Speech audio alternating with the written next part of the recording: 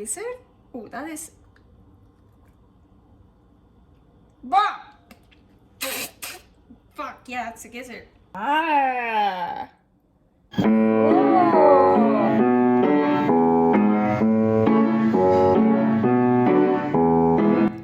Carnivore Girl's Creative Carnivore Kitchen. No plants, no dairy, the next level cooking show. Carnivore recipes with meat, fish, seafood, eggs, gelatin, flavored seltzer, water, and salt. From super easy to complicated, from quickly done to many hours in the kitchen.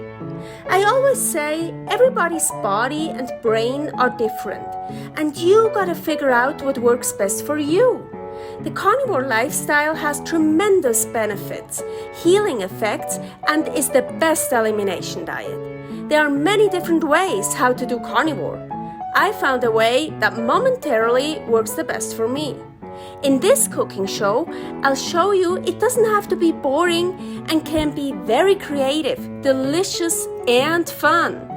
I already created so many carnivore recipes on Instagram at karnivorgirl, and I have this never-ending list on my phone with tons of ideas. My brain is a gift and a curse. Have fun with this episode. Welcome to my creative carnivore kitchen and happy World Bread Day. Yes, what does that mean? Of course, I want to make a bread. A really healthy bread, of course. Grain-free, gluten-free, nutritious, healthy bread. Yes, my rings are already off. What does that mean? I'm gonna get dirty. Quail bread. That's what I wanna make today. Not just with quail, with like, here, I have some stuff ready. I think it's gonna be good. This is what I'm gonna use today, unless I'm gonna add something, haha. So yes, quails here, and yes, none of my quails, look at that one, really long throat, neck, really long neck here, here too, so cool. Anyways, but as you can see, something is missing with my quails. They don't have any wings. Yeah, that's because I already used them for Wings Wednesday. Yeah, they were delicious. I put it on Instagram. Deep fried. I deep fried them. Ooh, and then I could eat them with the bones, with everything. Super delicious. So anyways, but now I have here the rest of the quails, just cooked, boiled, nothing special. Then I have, quail eggs, beautiful. But as I said, I don't want to just make a quail bread with only quail. So I have some ground beef, 500 grams of 73%, so fatty ground beef. I think this is, well, you know, it's in the show notes. I think it's 360 grams of ground venison. Then, what do I have here? Beef flour. Here is a recipe for beef flour, 15 grams, and Himalayan pink salt. So fine Himalayan pink salt, and this is the same, so it's coarse, so like those crystals. And well, here it's in a mill.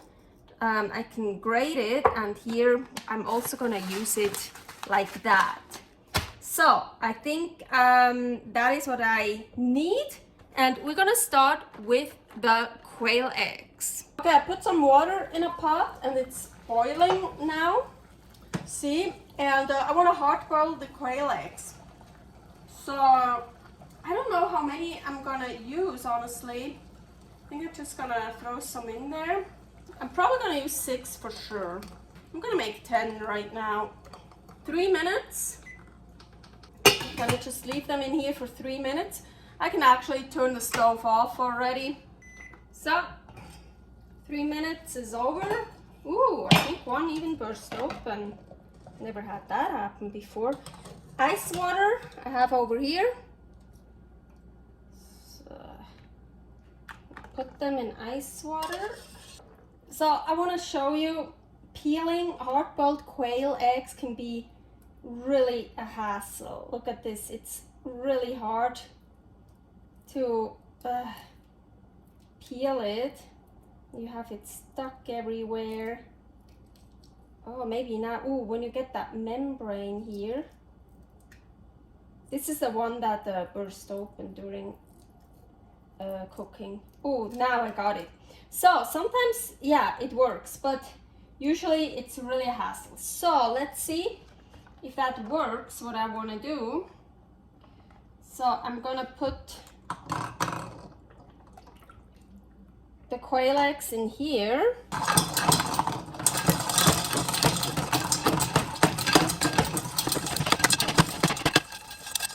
I saw that on the internet that this should help. Well, they now everywhere kind of cracked. Ooh. Yeah, you need to get that membrane. Then you can kind of... Actually, yeah, not bad. Look.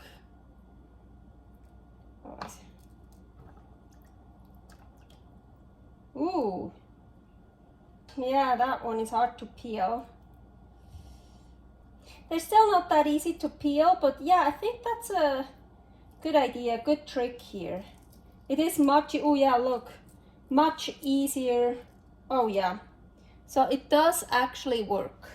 While I'm finishing up peeling those, I'm actually gonna preheat the oven to 350. So you definitely don't have to do this, but for some reason I decided I want my ground beef a little bit more grinded up, as I like more smooth.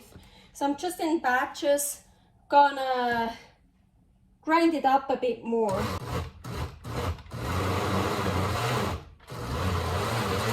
So now it's like really smooth, you see, compared to just like that. As I said, you definitely don't have to do that, but it just gives it a bit of a different texture. And I thought, yes, I want to do that, but just with the ground beef, not with the venison. The venison is much leaner and much more fine, more smooth anyways. So I like different textures. So it looks like salmon mousse a little bit. Here is my blended ground beef. Of course we want salt and the ground venison, beef flour. My beef flour, there are big pieces in here because I didn't blend it very well to make the flour. I took those out actually on purpose because I thought more texture. So now let's mix that. I also like working with my hands, but so that not everything just sticks to my hands, I'm gonna make them wet. So it's actually, see? Great, but I mean after a while it will stick. Ooh, now I don't know, we could mix it up very well, or like more like marble it, you know? Look, I think, see, like this. Not mix it up like totally well. Cool. Before I continue with the mix, let's prepare my bread form. I have this super cool form that I can make bigger and smaller. Yes, I reuse parchment paper. I think that one is so good. You can also just grease it up. I hate cleaning forms, so let's just put that in here. So we're not done here. Yeah, you remember the quails, and I hope I still have enough. I was so hungry. I ate one. Well, not the bones, but the meat. So I was thinking just to shred some quail meat in here. Just like shredding some meat into it. Yeah, I think I can also put it on the board and cut it, but no, I'm just gonna do it like that. Ooh, we can also take the organs out here. Yeah, let's put some this inside stuff. I think here's the heart. Yes, this is the heart. Let's put the heart in here. Oh, this is the liver. Totally tell. This, honestly, I have no idea. Oh, the gizzard? Oh, that is... Bah! Fuck, yeah, it's a gizzard. I mean, I love gizzard, but the inside of the gizzard is super, blah. What's the word? Bitter. Like all this stuff here that's like in the cavity here. Let's put that in too. That's so delicious. So I'm not gonna put all of the quail meat in here. It's in the description how much. I don't know yet. I'm just like, I'll see when I feel like, oh yeah, that looks good. But I definitely, maybe I will use all of the breasts and not all of the legs, because the legs are actually delicious to eat like this. And well, the breast is always also in a chicken and in a Cornish. It's just the least favorite part. So I wanna use the breast. From the other one over here, I use like everything, the back, the inside, organs, the breast, the legs. Well, except for the wings, because the wings are missing, as you know. I mix the quail meat into the mix. Ugh.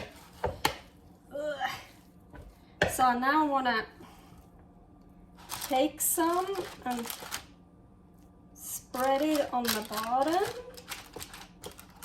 So because of the parchment paper, my bread won't get a really nice form, because it has like all these folds here. I say all these, and of course you will see that on the bread, but I don't really care. I just don't want to grease up and clean a form. And of course I could also cut the parchment paper so it would fit well, but no. So let's see.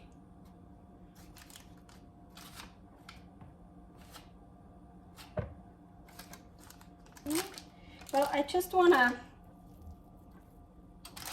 put some hard-boiled eggs in here. Maybe some a bit lower, some a bit higher. So what do we have? Now we have 3.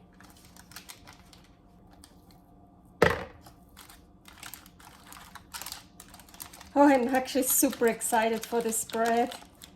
Ooh, happy World Bread Day.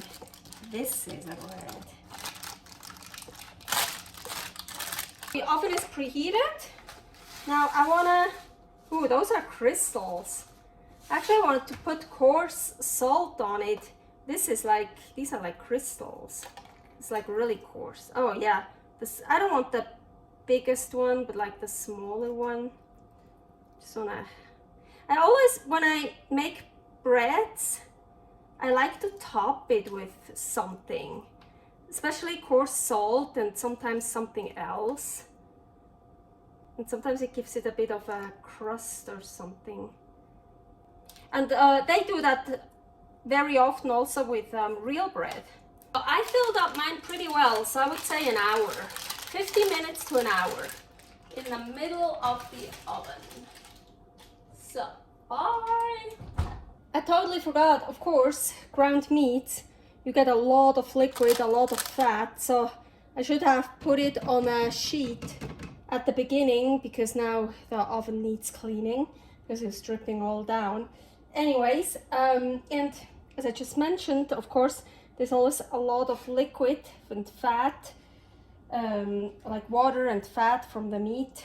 It's in here, so I usually just, so I pour it off, pour it out,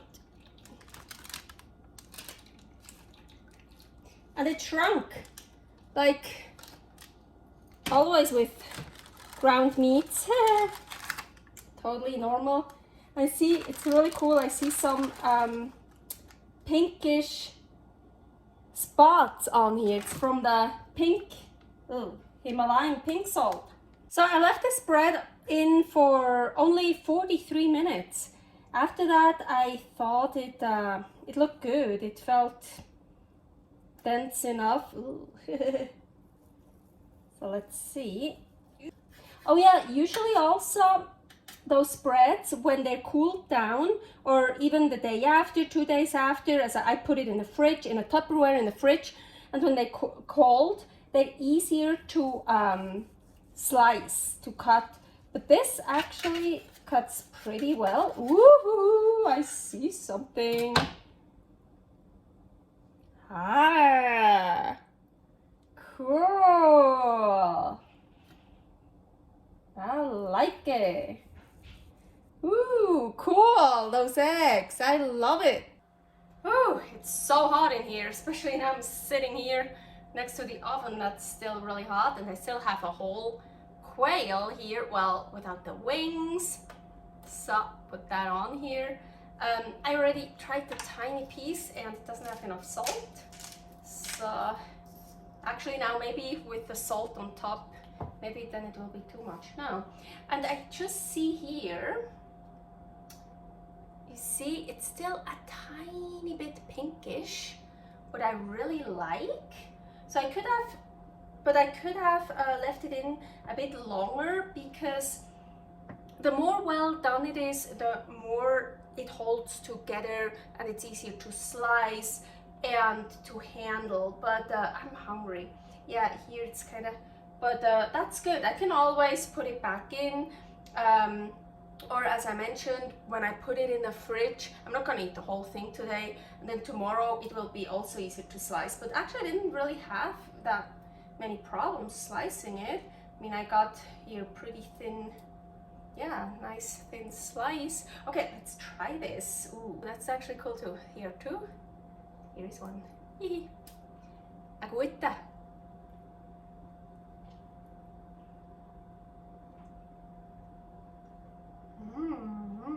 It is very good, but it will get dry. Now I eat it warm, and it's already starting to get dry a bit. I mean, of course, we have hard-boiled egg, we have quail meat, and the venison cooked gets really dry, and the ground beef, that is the fatty part, but it's really good. And hey, if it's too dry, here I have all that fat that I saved, so I can just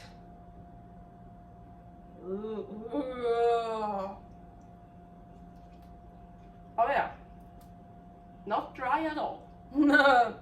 I mean, bread is also good. Like tomorrow or so, it's probably, and from the fridge, it's probably gonna be more dry, but then I can top it with stuff. I mean, I don't eat butter, but you could spread some butter on it. Ooh, you can spread some tallow on it, or some egg yolk, or you can dip it into something. Put some scrambled eggs on it, a poached egg on it.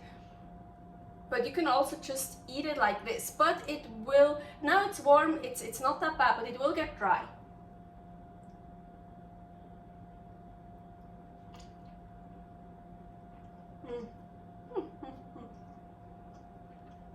I don't know why, but it keeps reminding me of a rabbit. Well, yeah, the front legs are missing, but like those, it just kind of looks like a rabbit. I don't know. Well, maybe a bit of a fat rabbit. Okay, that was my episode for today.